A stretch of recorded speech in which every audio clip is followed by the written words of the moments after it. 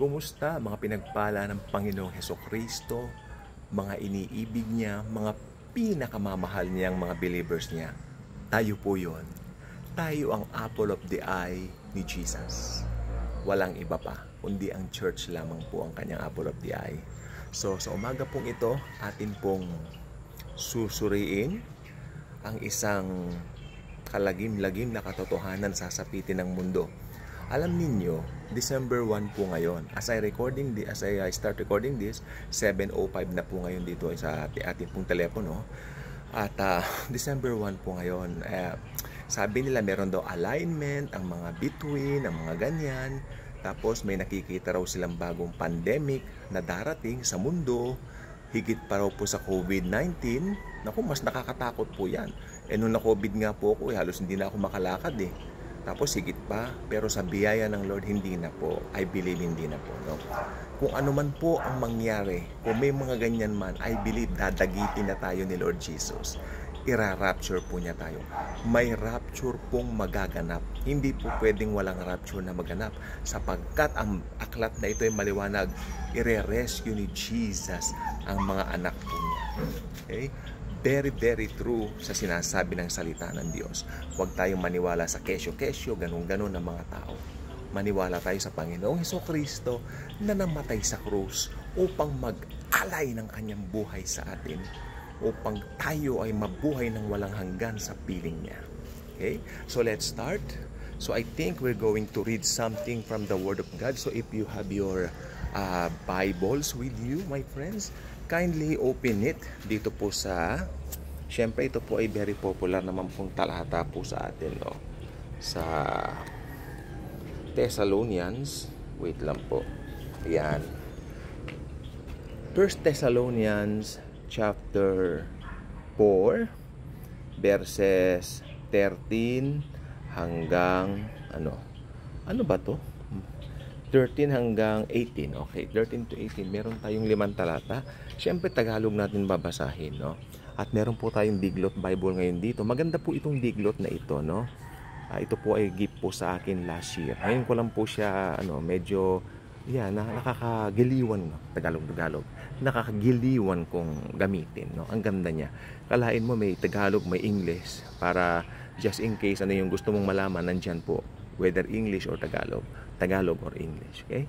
Ito, ang heading niya, again, unang Tesalonica, Kabanata 4, mga talatang 13 hanggang 18. Tagalog na Tagalog yan, wala kayong masasabi. Ang heading, ang pagbalik ng Panginoon. Isa lang dito, ang pagbalik. Hindi ko alam kung nagkamali sa printing, pero pagbabalik yan. Okay?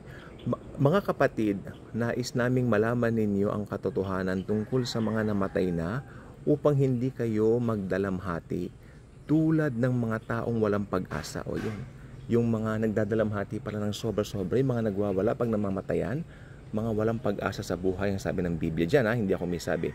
Dahil naniniwala tayong si Jesus ay namatay at muling nabuhay, naniniwala din tayong bubuhayin ng Diyos ang lahat ng namatay na sumasampalataya kay Jesus upang isama sa Kanya. Ang liwanag po niyan, mga kapatid, upang isama sa Kanya. Ito ang katuruan ng Panginoon na sinasabi namin sa inyo. Tayong mga nabubuhay pa, tayong mga natitira pa hanggang sa pagparito ng Panginoon ay hindi mauuna sa mga namatay na. Sa araw na iyon, kasabay ng malakas na utos ng tinig ng arkanghel at ng tunog ng trompeta ng Diyos, bababa ang Panginoon mula sa langit. Ang mga namatay na sumasampalataya kay Kristo ay bubuhayin na muna. Okay, tigil muna tayo doon. Yung mga namatay na, ever since yung mga patay na noon pa na sumampalatay sa Panginoon, sila po yung mauunang bubuhayin. Okay, tignan po natin yan, ha. Mauuna pong buhayin sila. Okay, susunod. Dito naman sa 17. Pagkatapos tayo namang mga buhay pa at natitira ay titipunin sa alapaap kasama ng mga binuhay upang salubungin ang Panginoon sa himpapawid. Sa gayon, makakapiling natin siya magpakailanman. Kaya nga, palakasin ninyo ang loob ng bawat isa sa pamamagitan ng mga aral na ito. So, ang aral po ng rapture ay isa pong aral na nagpapalakas ng loob. Hindi po siya aral ng doom and gloom o katatakutan o horror. Okay? Ang aral po ng rapture ay kapayapaan ng loob. Confident hope. Blessed hope. Because we know one day Jesus will come to fetch all of us, all of His believers. Okay. May English po dito, gusto niyong basahin natin. Gusto ko yung English din. O the Lord's coming. Our friends, we want you to know the truth about those who have died so that you will not be sad, as are those who have no hope.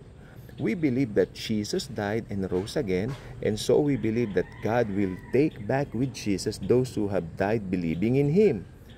What we are teaching you now is the Lord's teaching. Oh, teaching pala ni Lord Jesus ito. Sabi ni Pablo, what we are teaching you now is the Lord's teaching. We who are alive on the day the Lord comes will not go ahead of those who have died. There will be the shout of the command, the archangel's voice, the sound of God's trumpet, and the Lord Himself will come down from heaven. Those who have died believing in Christ will rise to life first. So yung mga namatay, mauunang mabubuhay. Ang liwanag po sa Bible niyan, will rise first. Then we who are living at that time will be gathered up along with them in the clouds to meet the Lord in the air. And so we will always be with the Lord. So then, encourage one another with these words. So these words are encouraging. Hindi po siya doom and gloom o katatakutan o horror. Okay? This book tells us that the doctrine of the rapture is not a doctrine. It's a mystery. So yung mga tumututol sa rapture, yung mga nagsasabi, oy, mayroong mga paningin sa rapture na doom and gloom ito, katatakutan ito. No, that's not true. Dahil ang rapture po, ang sabi po ng Bible ay hindi po siya doom and gloom. Ang rapture po, sabi po ng Bible, ito po ay blessed hope, confident hope, the hope of all who put their faith and trust in Jesus. May hope po tayo. Hindi yung hope na nabibili sa tindahan, baka magsigarilyo kayo. Hindi po. It's hope po yun, sigarilyo. Ang hope po natin ay si Jesus Christ alone. Okay? So tignan po natin mabuti ang paligid, no? Sabi nila December 1 may mangyayari, may great collapse. Then sinasabi po nila, ito pong pinakasabi nila na meron daw pong pandemic na higit pa sa COVID-19. Naku po, ako. Tawa ko na, parang naano naman ako, pambihira naman ako. But I know, alam mo kung ba't ako natatawa? Kasi alam ko the Lord will never allow that to happen. Jesus is good. No? At bago po mangyari ako, sakali man, irarapture na po tayo. No? Kaya kung may balak si Satanas na ganyan, hindi magtatagumpay sa Panginoon yan. Okay? So, lagi po tayong maging Jesus conscious, knowing that Jesus is always with you. Tulad nung nasa barko po sila, natakot yung mga disciples niya, nakalimutan nila na ang Diyos ay kasama po nila. The Lord God Almighty is with them, is sleeping at the back. Nagkatawang-tao ang Diyos. Nung nagkatawang tao kasi siya, perfect na tao rin po siya kagaya natin. Pag pumunta sa kung saan napapagod. Kaya nung paghiga niya sa caution, nakatulog ang Panginoon doon sa likuran. Hindi na malaya ng Panginoon na bumabagyo. Kaya niyug-yug pa siya ng mga disciples at sabi, Lord, lolobog po tayo. Then tumayo ang Panginoon, sabi niya, calm. Then there's great calmness. Sabi ng mga disciples niya, who is this man? Aba, maski bagyo, o weather, o ang kalikasan man sumusunod sa Kanya. Well, that is the Lord God Almighty, the Lord Jesus Christ Himself, the Creator of the universe, the God of the universe, the God of the Milky Way. No? Tandaan po natin, no? Si Jesus po ang lumalang ng lahat. He is in control. Kaya kung ano man yung mga nakikita mo sa social media, sa December 2020 pa may practicing kesyo, mas makapangyarihan si Jesus. He who began a good work in you will complete it in the day of Christ Jesus. And what is that day? The day of the rapture. Kaya hindi niya tayo pababayaan. Okay? Thank you. Mga ka-good vibes, maging ka-good vibes na rin kayo. God bless.